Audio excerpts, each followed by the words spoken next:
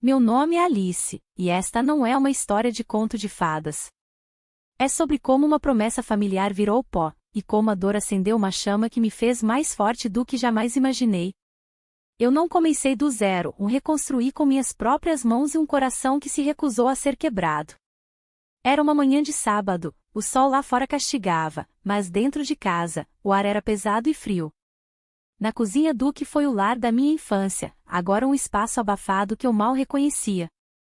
Meus pais, Jorge e Glória, estavam à mesa, seus olhos fixos em mim. A tensão era tão palpável que quase dava para tocá-la, uma névoa densa que me sufocava. Alice, meu pai começou, arrastado, a voz como um trovão distante. Precisamos conversar sobre a casa. Meu estômago gelou. A casa. Não era só um imóvel, era o centro de 13 anos da minha vida. O acordo sempre foi claro, eu arcaria com a maior parte da hipoteca, impostos e reparos. E um dia, ela seria minha. Minha irmã, Lily, sempre foi a favorita, a protegida. Eu, por outro lado, fui criada para suar por tudo. E eu trabalhei. Deus, como eu trabalhei. Desde os 18 anos, cada dólar que eu economizava, cada bônus, cada centavo extra, tinha um único destino, a hipoteca daquela casa. Não para ajudar a família, mas para pagar a minha parte, o meu futuro. Meu pai sempre repetia, com aquele sorriso paternal que hoje me dava arrepios, é um investimento, Alice. Você terá um teto sem se preocupar com aluguel. Eu, ingênua, acreditei. Acreditei nas promessas que eles pintavam com palavras doces.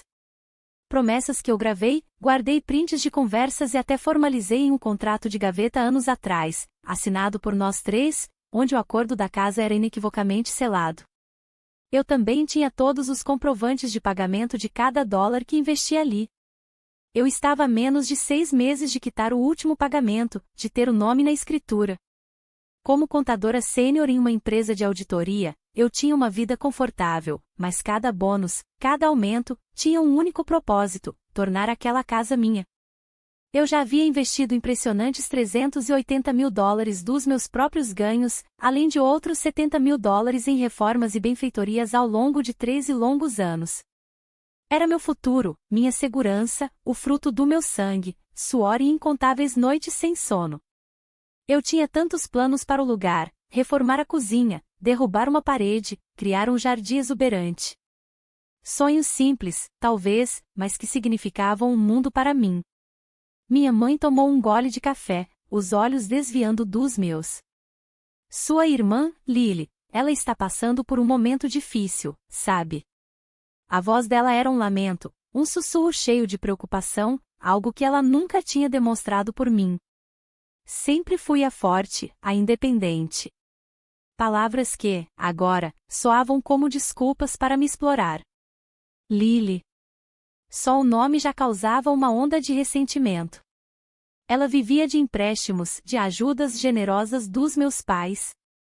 Tinha acabado de ter o terceiro filho, morava em um apartamento minúsculo, sempre reclamando de espaço e, claro, de dinheiro. Eu sentia uma pena superficial, que sumia rapidamente ao pensar no meu próprio esforço. Ela e Lúcio, o marido dela, estão muito apertados, minha mãe continuou. Eles precisam de um lugar maior para as crianças. Um lugar com espaço, um jardim. Levantei uma sobrancelha. Eu sabia onde isso ia dar. E o que isso tem a ver com a casa? Eles podem procurar algo melhor, respondi, a voz já com uma borda de gelo. Meu pai pigarreou, ajustando os óculos. Alice, nós conversamos e, bem, pensamos que seria justo se a casa ficasse com eles. Para o bem da família. O choque me atingiu como um soco no estômago, o ar rareou. As palavras ecoavam na minha mente: seria justo se a casa ficasse com eles. Justo? Depois de todos esses anos, de todo o meu sacrifício, de cada centavo, do nosso combinado? Justo, repeti, a voz alta, incrédula, quase um grito. Meu corpo tremeu, uma fúria fria começando a se instalar. Eu investi quase $450 mil nesta casa. paguei a maior parte da hipoteca nos últimos 13 anos. E vocês me dizem que seria justo dar para Lily, que nunca levantou um dedo por nada? Minha mãe estendeu a mão, mas eu a afastei. Alice, você está bem. Tem um bom emprego, é solteira. Lily precisa mais do que você. Ela tem uma família para criar. As palavras eram lâminas afiadas. Solteira, como se isso me fizesse menos merecedora. Então é isso? Meu esforço não vale nada porque não tenho marido e filhos para justificar minhas posses? Minha vida de solteira é uma desculpa para me roubar, para me descartar como lixo. Minha voz tremia de raiva e mágoa, as lágrimas já ardendo, mas me recusei a deixá-las cair. Meu pai se inclinou para a frente, os olhos duros e frios. Não é assim, Alice. É sobre família. Lily precisa de um alicerce. E nós, como pais, precisamos garantir isso. Você sempre foi a mais forte, a mais independente. Você vai se virar. Eu vou me virar, sussurrei, as lágrimas brotando. Eu fiz a casa ser um alicerce. Para todos nós. E agora vocês estão me expulsando dela. Depois de me usarem como banco por anos? Depois de sugar cada dólar que eu tinha, com a promessa de que seria minha? Ele respirou fundo, impaciente. Não estamos te expulsando, Alice. Estamos reavaliando a situação. Você tem 30 dias para encontrar outro lugar. A escritura será transferida para Lily no próximo mês. 30 dias. As palavras congelaram meu sangue. 30 dias para desocupar a casa que paguei, amei, sonhei em chamar de minha. A humilhação era profunda, queimando minha alma. Forcei um sorriso vazio, um sorriso que não alcançava meus olhos. 30 dias, repeti, a voz calma, mas com uma intensidade que os assustou. Não se preocupem. Resolverei tudo muito antes disso. Levantei-me, ignorando os olhares atonitos deles. Saí da cozinha e caminhei até meu quarto. Minhas mãos tremiam enquanto pegava o telefone. Não para discutir, não para chorar. Para agir. A primeira ligação foi para uma empresa de mudanças com uma instrução peculiar. A segunda, para uma loja de materiais de construção, agendando uma equipe para desinstalação. E a terceira, para um advogado especialista em direito imobiliário. Eu não ia lutar com palavras. Eu ia lutar com fatos, documentos, com a frieza de uma contadora. Aquele dia não terminaria como eles imaginavam. A noite foi longa e fria. As estrelas cintilavam, alheias à tempestade que rugia dentro de mim. O sono não veio, minha mente zumbia com energia febril, impulsionada por uma raiva pura e gélida. Passei as horas pesquisando, enviando e-mails, fazendo chamadas discretas para o dia seguinte. Cada clique, cada batida cardíaca, era movido por raiva, mágoa e uma determinação crescente. A humilhação daquela manhã reacendeu uma chama que eu nem sabia que existia. Eu havia sido a filha responsável, a que pagava as contas, a que nunca causava problemas. Uma desculpa conveniente para me explorar. Meu pai era um mestre em manipulação, minha mãe, sua cúmplice silenciosa. Mas dessa vez, eles foram longe demais. Eles não só me roubaram a casa, roubaram minha fé, meu sacrifício, minha história. E eu os faria pagar caro. Às 5 da manhã, antes mesmo de o sol tingir o céu, eu estava de pé, pronta para a batalha. O ar da madrugada ainda estava fresco, mas prometia esquentar. Uma equipe de mudanças que eu contatei na madrugada chegou às 7 horas em ponto. Discretos, profissionais, eles entendiam a urgência sem fazer perguntas. Bom dia, senhorita Alice. Estamos prontos, disse o líder da equipe. Ótimo. Por favor, retirem tudo que for meu. Tudo que eu comprei, consertei, instalei ou adicionei à casa nos últimos 13 anos. Sem exceção, instruí, a voz firme, sem um pingo de emoção. Entreguei uma lista detalhada, meticulosamente elaborada, de cada item que eu havia trazido ou aprimorado. A lista era longa, fruto de cada dólar suado. A equipe trabalhou com uma eficiência impressionante. O barulho de caixas sendo seladas, o arrastar de móveis, o silêncio da casa quebrado por uma atividade frenética e calculada. Enquanto eles desmantelavam os móveis, eu me movia pela casa, observando o esvaziamento, um exorcismo silencioso. Da cozinha, saíram os eletrodomésticos de aço inoxidável que comprei com um bônus especial, deixando buracos vazios. A ilha central com tampo de granito que eu mesma projetei e paguei. Os armários planejados, arrancados com cuidado, revelando as paredes cruas. Até a torneira gourmet e a pia dupla foram desparafusadas. O coração da casa, que eu havia refeito, estava sendo esvaziado. Do lado de fora, o sistema de segurança com câmeras e o alarme inteligente que instalei foram desativados e removidos. Eles se sentiam seguros por causa dele. Do jardim, que eu havia transformado, o sistema de irrigação, as árvores frutíferas que plantei e cultivei, os móveis de área externa e minhas ferramentas de jardinagem, tudo foi levado. Da sala de estar, a TV de tela gigante e o sistema de som surround que eu instalei e que todos usavam foram cuidadosamente embalados.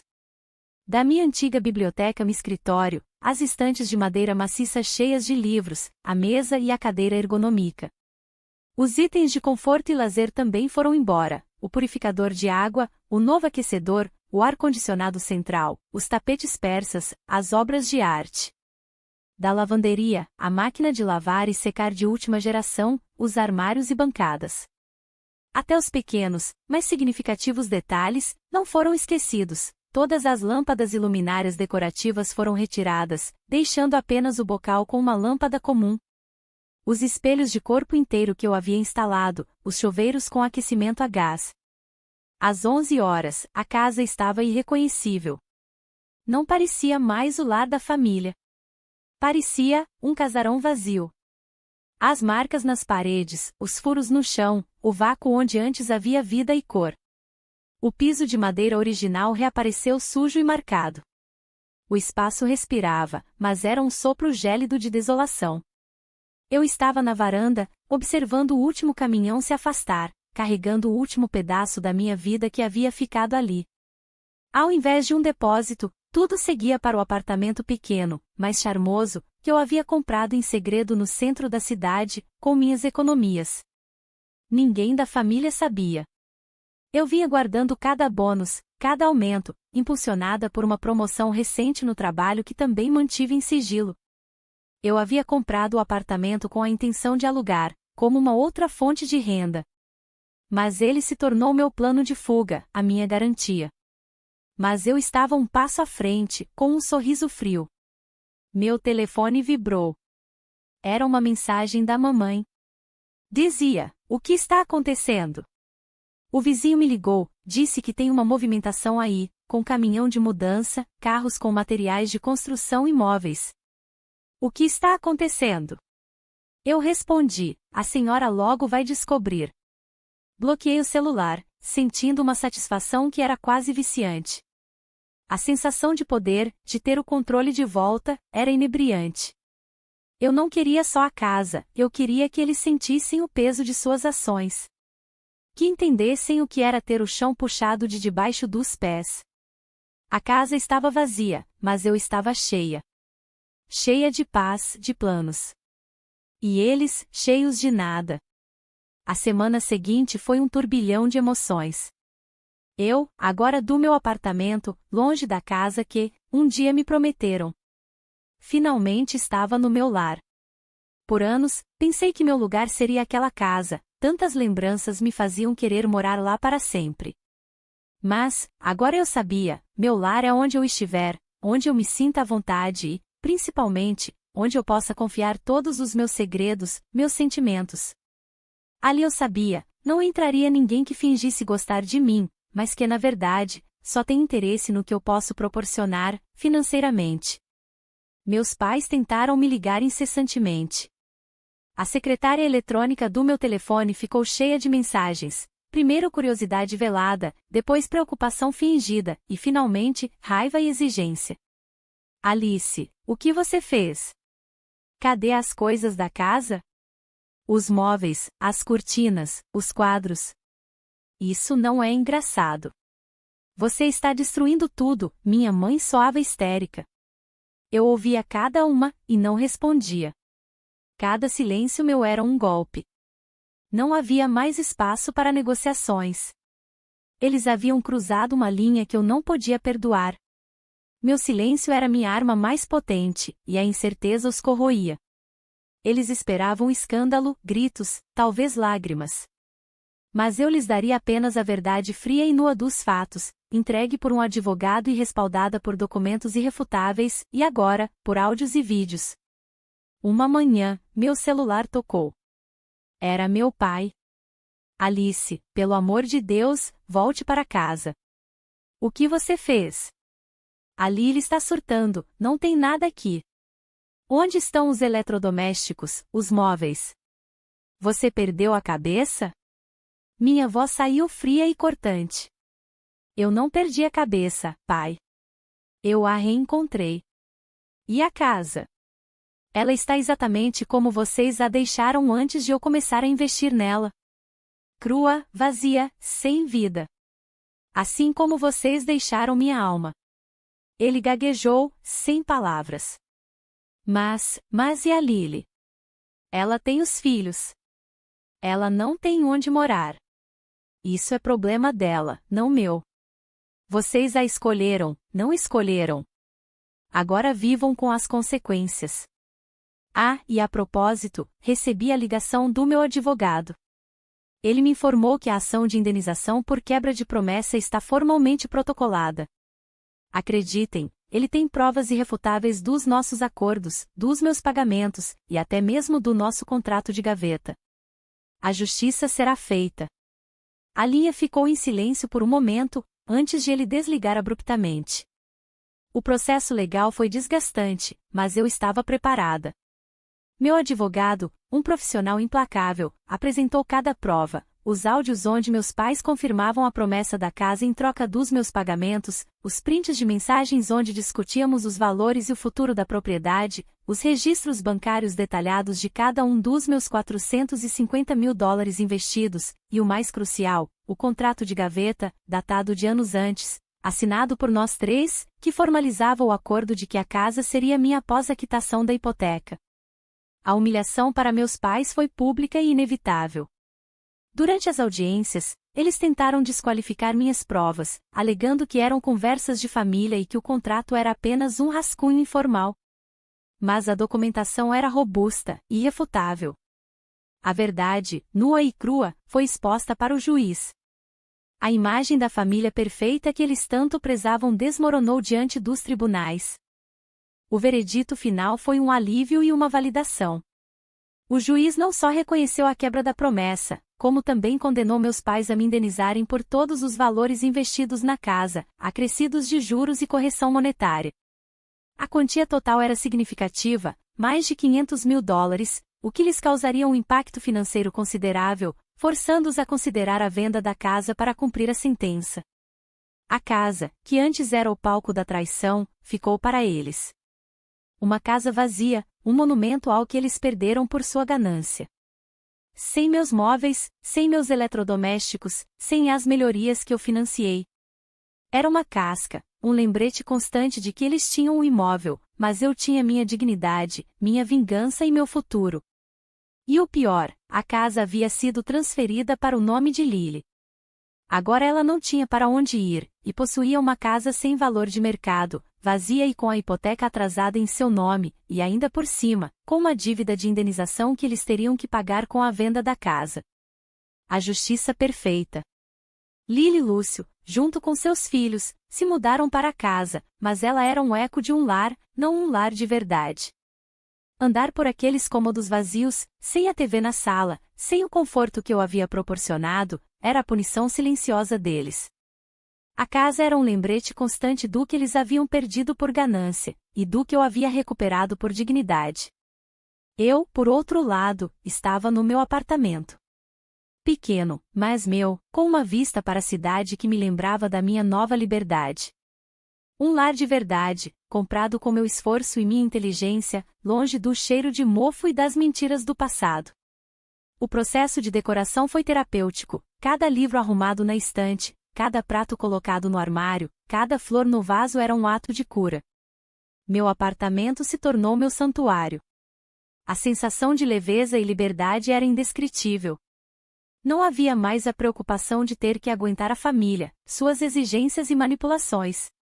Eu estava verdadeiramente livre. O silêncio do meu apartamento não era mais a ausência de alguém. Era a presença de mim mesma, da minha paz, do meu novo começo. Eu tinha conquistado não apenas um novo lar, mas uma nova vida. Uma vida onde meu valor não era definido pelo meu estado civil ou por quantas pessoas eu ajudava, mas pela minha força, minha inteligência e minha inabalável determinação. Finalmente, eu havia compreendido, isso era tudo que eu precisava. Obrigada por ouvir a história de Alice. Se você gostou desse vídeo, por favor curta e compartilhe para nos apoiar a trazer mais histórias inspiradoras, e se inscreva no canal para não perder nenhum lançamento. Até o próximo vídeo.